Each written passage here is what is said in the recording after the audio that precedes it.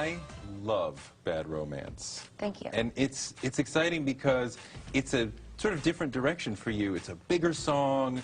It's just so large. You know, I want to hear it in like a gigantic club. Well, I spent a lot of time in Eastern Europe, in Russia and in Germany, and I really fell in love with industrial Gothic music.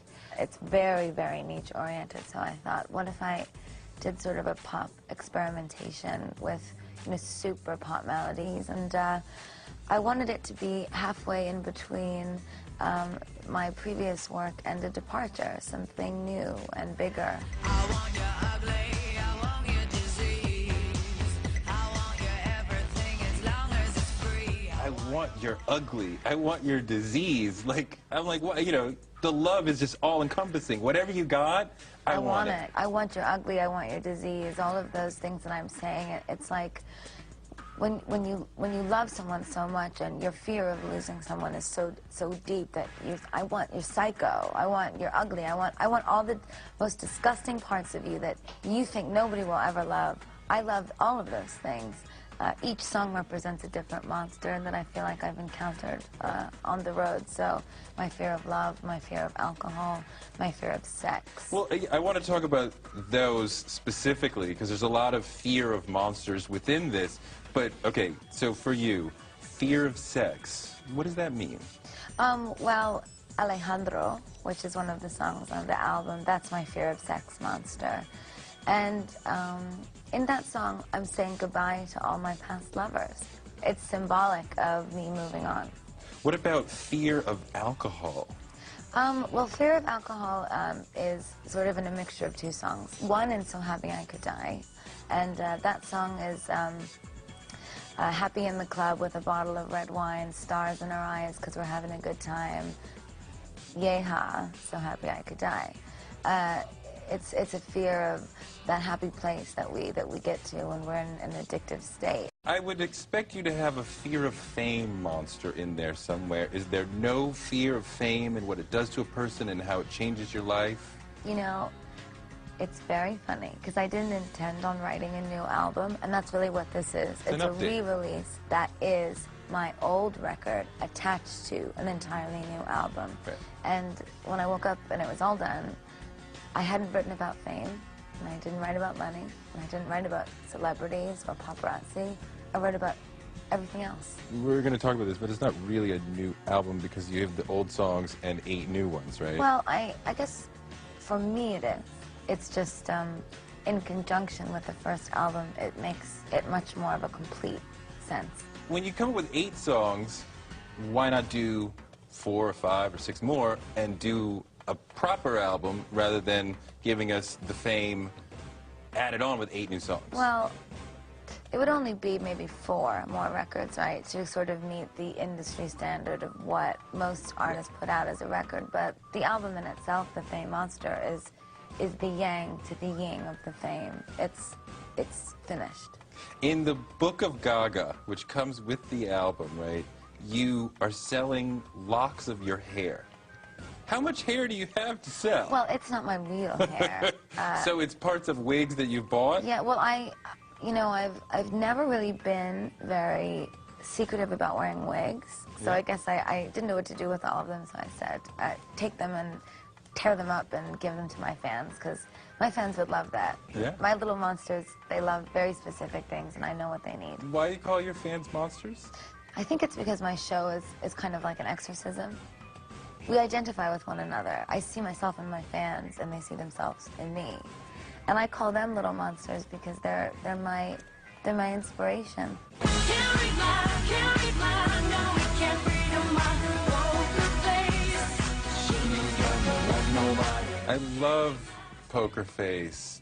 Can't quite figure out, what are you saying when you say he can't read my poker face? Well, the song was about fantasizing about women when I was in bed with my ex-boyfriend. So I didn't really want him to know because it bothered him, and that was the inspiration behind the song. You talk about that, you can have sex with women, but you won't love women. No. Okay, Tell me. That's twisting my words. Tell me. I have loved all women. I love so many women in my life. But you're physical, only physical with women. I've never been in love with a woman in a romantic way. Okay, so, I mean, that's what I meant. But I just wonder why you haven't been in love with the female heart in that romantic way. I don't know. But I certainly have beautiful relationships with women that I've been very close with. I don't know if even I can say I've ever been in love with a man. Really? Yeah. But you consider yourself bi, right? Yeah, I do. I mean, and you said that that letting that be known, you regret because you said it seems to some that you're using the gay community to seem edgy, which doesn't... No, that's not true. Okay, tell me. I don't think that's true.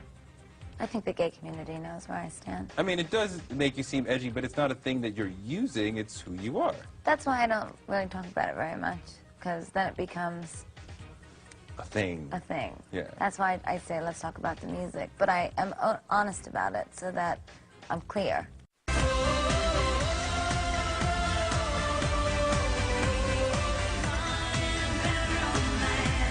The gay rights rally in D.C. was a really powerful moment for you, and it was a really important moment for you. Why was it so important? Because this country's not fully equal. Right. The stigmas around the gay community are so wrong, so misinformed, and so incorrect.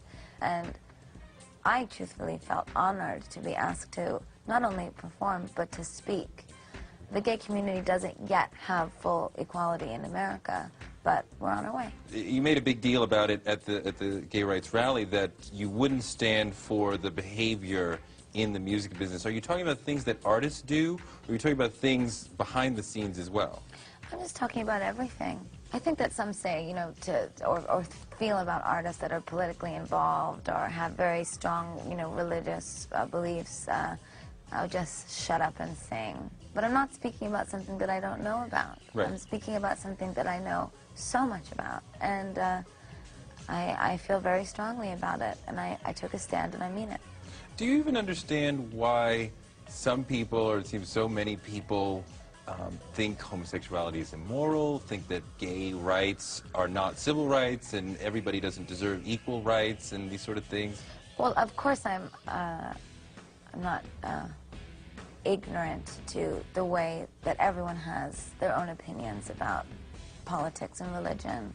I feel, even just in the music industry, that there's very public misogynistic and homophobic behavior. When I hear one of the most famous rappers in the world say something homophobic on the radio, I want people to yell at him. Who are you talking about? I don't have to say who, because they know who they are. But there's a lot of homophobia in hip-hop, so are you, like, just disappointed in that within hip-hop? It's not just hip-hop, it's everywhere. But hip-hop is strong on its homophobia. It's wrong. It's very wrong. I'm not trying to create and generate more hatred in the world. For example, I don't want to point anyone out and then all of a sudden all these fans get angry and I hate that person. I just want to generate awareness. It's always wrong to hate, but it's never wrong to love. I mean, that's very Gandhi, it's very Dr. King, and that's powerful. But, you know, you also need the Malcolm X and the Black Panthers. I mean, gay people are getting beat up in the street and people just watch. So, I mean, at some level, there needs to be that act up, that sort of stronger part of the movement that says, you know what, you're wrong. Maybe that's your opinion, but I don't believe in any hatred or any war-like behavior. I believe in commitment and love and positivity. So that might be your opinion, but I'll stay with Gandhi. Okay. I'll stay with Gandhi and Martin. Tell me about some of the button-pushing things you do. I mean, I love the paparazzi video, and I can see where some people are, like, kind of thrown off because you're, you know, in a wheelchair and you're paralyzed through most of the video, and why did you decide to go that route? Well, I'm excited I pushed your buttons. The song to me is the beginning, and then the video and the live performances and the appearances, those are layers of more expression in which I can grow and change what the song is about endlessly. In that video, I wanted to talk about the death of the celebrity, And do we kill them, or do they kill themselves? So it was meant to be a pop cultural commentary. There's glamorous women dying all over the house. It was meant to be serious. And the bleeding at the VMAs, what were you saying there? I had this vision of monsters, blood, devil, monsters, demons. Thought about Christ. I think I thought in a performance art commentary kind of way, if I show the media what my demise and my death looks like as the artist Lady Gaga, that they'll stop looking for it. So yeah, an incredible night for all around. You're about to go on tour at that point. The fame kills with Kanye, and you're there, and he goes on stage with Taylor Swift and embarrasses himself. And you're about to go on tour with this man. What are you thinking about when you learned about what he did up there? I sort of thought, oh geez. But honestly, to be totally honest, I wasn't thinking about the tour at all. Kanye's my friend. Right. So I was just thinking about him and Taylor and, Beyonce. And that was it. And it was just one of those things. It was kind of this freak moment that happened. Tell me something that we're going to get from this Monster Ball tour. Because I know you are cooking up ideas, things we've never seen before. I know when it's the Gaga show, you're going to go there. There's certainly something very magical that happens when the whole house of Gaga can be together. There's a theme of evolution and change. So I begin as a cell, and I grow throughout the show. Tremendously innovative choreography, insane fashion installations. We're doing things that have never been done before. And I'm playing all the music from the Fame and all the music from the Fame Monster. And I've been telling my fans it's a giant post-apocalyptic house party. Post-apocalyptic house party. I like that. Well, I guess I associate the apocalypse with monsters. So, in 10 years, where are you going to be? Right here, with you, talking about another record. I hope so. Thank you so much. Thank you. You're awesome. Thank you.